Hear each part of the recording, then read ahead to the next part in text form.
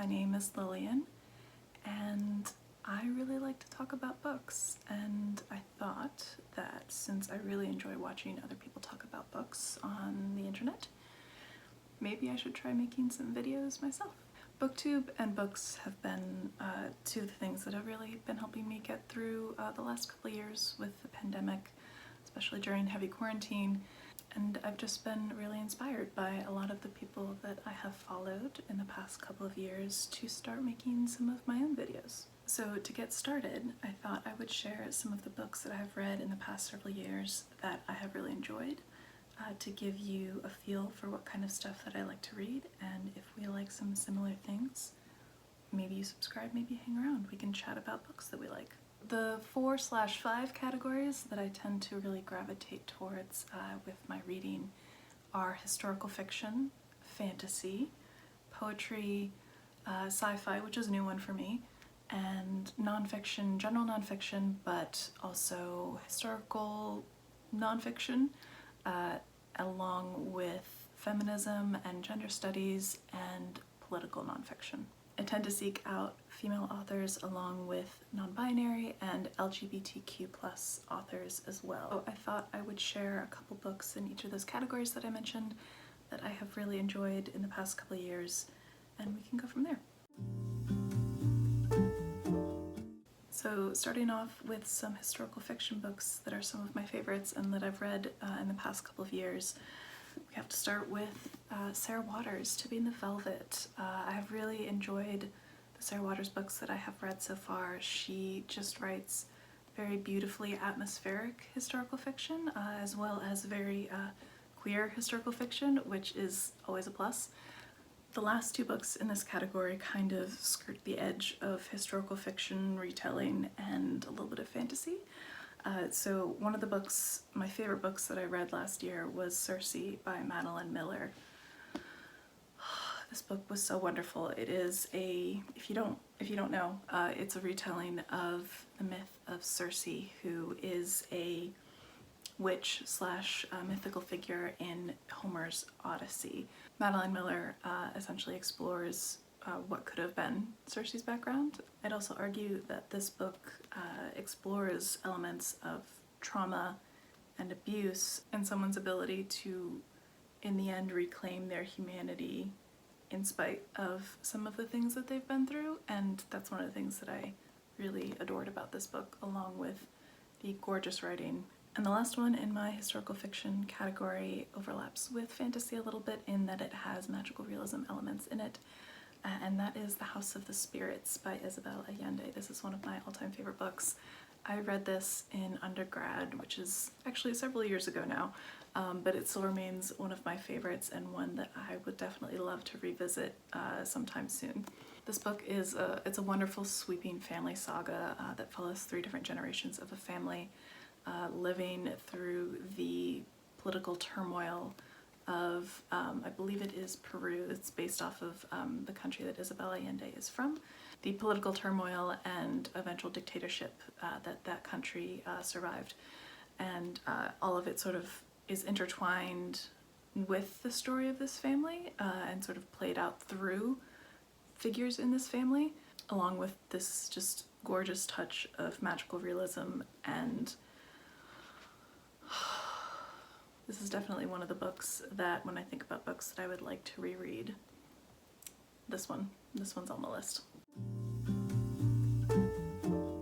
Next, we have fantasy books, which is probably, if I'm gonna be honest, it's probably my go-to genre.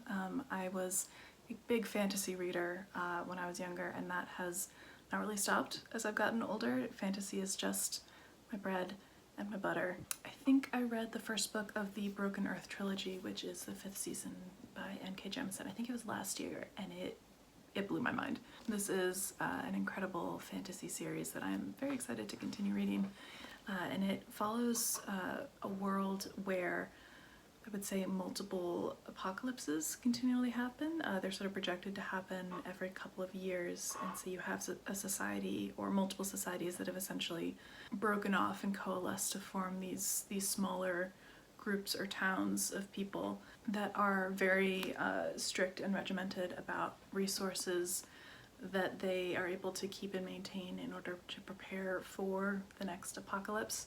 One of those resources being different types of people that have different kinds of skills. I found the magic system in this series to be really unique and interesting, and also the world that exists within these books isn't necessarily always friendly to magic. In some ways, the magic and the people who use it / practice it are sort of ostracized and seen as the reason for these multiple apocalypses that keep happening. This book is told from multiple perspectives, and it is definitely, it's a heart-wrenching one. That being said, the world and the characters within this story I just found to be fascinating and so well crafted, and I can't wait to see where N.K. Jemisin takes this series in the next couple of books. Next we have a collection of short stories by Angela Carter. This is The Bloody Chamber. Angela Carter is an author whose writing I am constantly in awe of. I just find her prose composition to be just stunning and absolutely exquisite. This is a collection of her short stories that are all retellings of fairy tales, and they are definitely not the Disney-fied version of these fairy tales. They are definitely much more along the lines of the original Grimm's fairy tales. And then the final book in the fantasy category is one that I would also definitely say overlaps with sci-fi, and that is the Locked Tomb series by Tamsin Muir. This series has my soul. Gideon Nav, who is the main character of this book, Gideon the Knight, the first one in the series, has my entire heart and soul. She's definitely a big old fictional crush of mine, and I adore her so much. The world within this book is one where space travel exists alongside necromancy and walking skeletons. The narrator of this book is Gideon Nav, who is a swordswoman for the Ninth House. The Ninth House being a certain aspect of the religion / necromantic hierarchy in this book. I am not explaining this well. Let's try this explanation. You've got the narrator of this book, Gideon Nav, who's an incredible swordswoman who is desperately trying to escape the place where she was raised, but before she can do that, she is essentially given one final task before she is granted her freedom to go off into the universe to do whatever she wants. And that is to accompany her childhood nemesis to a series of trials where she has been summoned and be her cavalier, aka her bodyguard, during these various necromancy trials. So you have these two who are trying to put on a united front and make it look like nothing is wrong within the world of the Ninth House, amidst a larger cast of various people from the different houses who are all trying to get through these trials, which eventually turns into a little bit of a whodunit murder mystery. There is so much that happens in these books. Tamsin Muir definitely knows how to write a good mindfuck, and also how to completely just absolutely break your heart. Okay, so to recap, we have lesbian necromancers in space, murder mystery, maybe fighting God?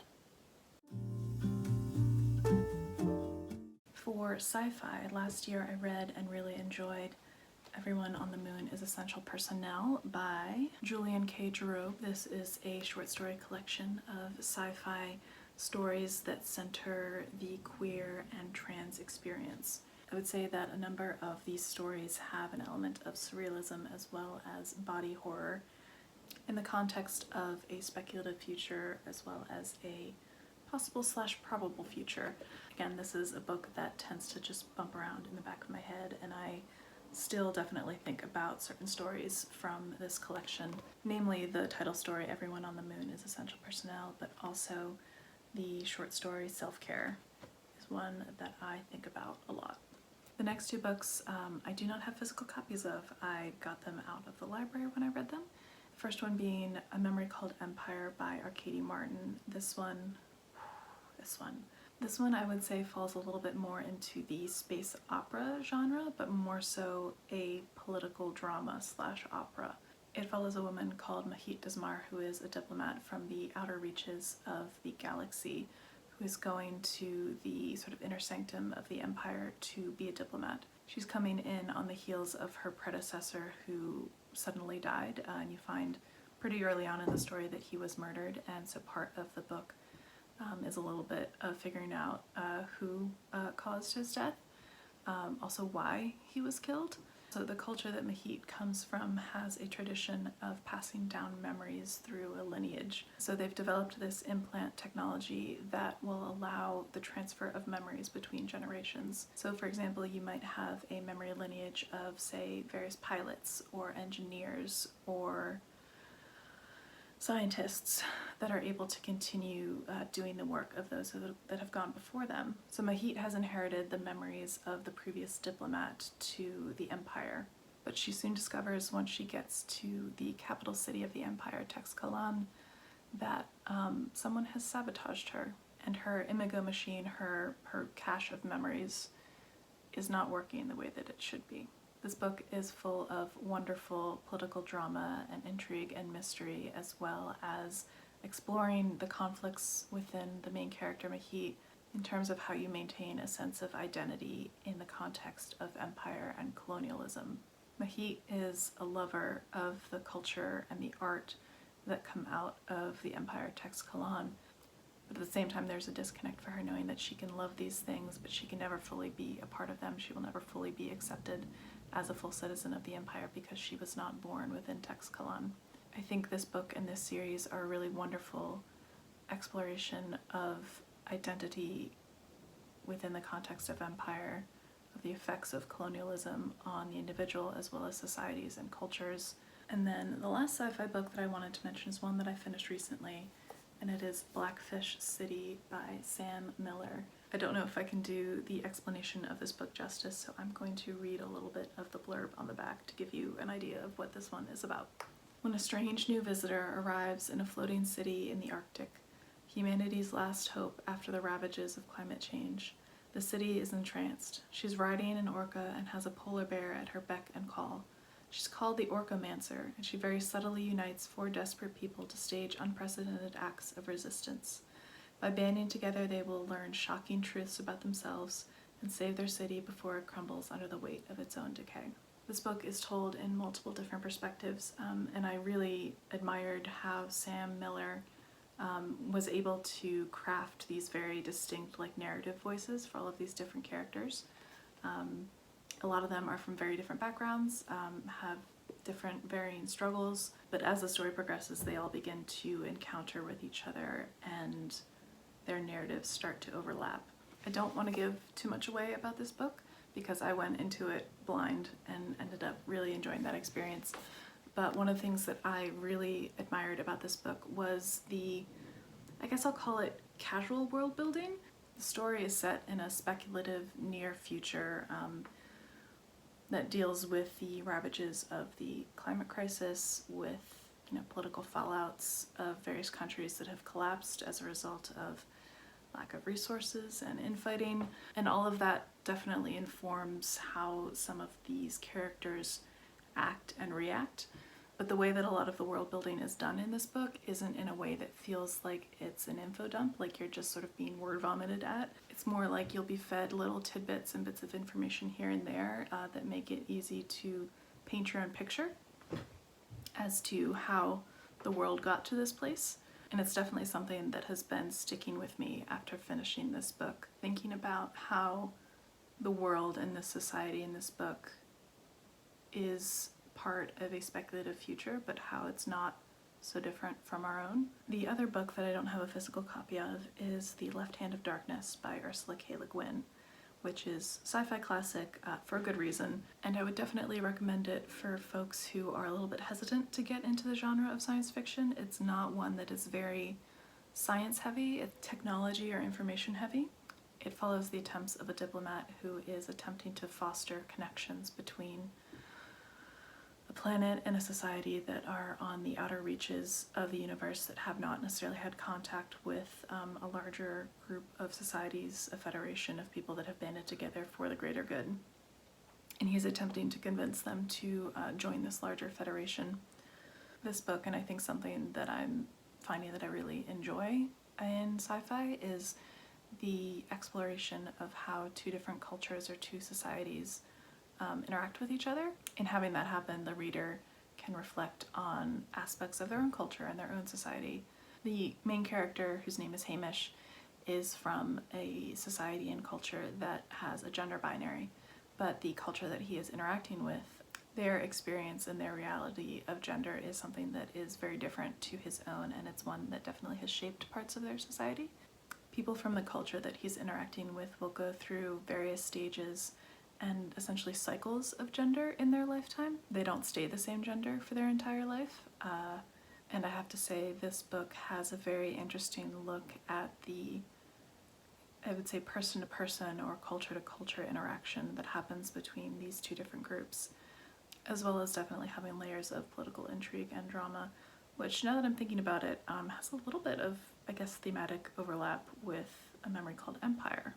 But I would definitely say that I'm still new to sci-fi, but I have definitely found some niches or themes that I have really enjoyed so far. So if you have any further sci-fi recommendations, I would love to hear about them in the comments. And finally, I'm going to mention a few of the poetry books that I have really enjoyed recently.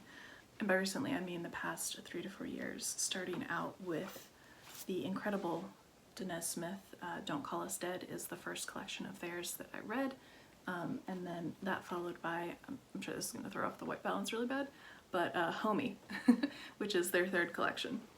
Then we have Brute by Emily Skja, I think is how you say her name.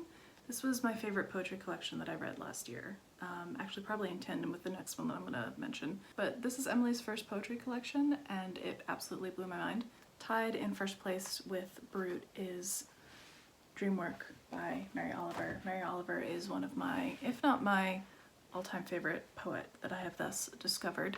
I'm still relatively new to poetry as well, but I have never encountered a bad Mary Oliver collection. I don't think that one exists. Granted, I have not read all of them yet, but I'm continually just in awe of her work and will read any collection of hers that comes my way.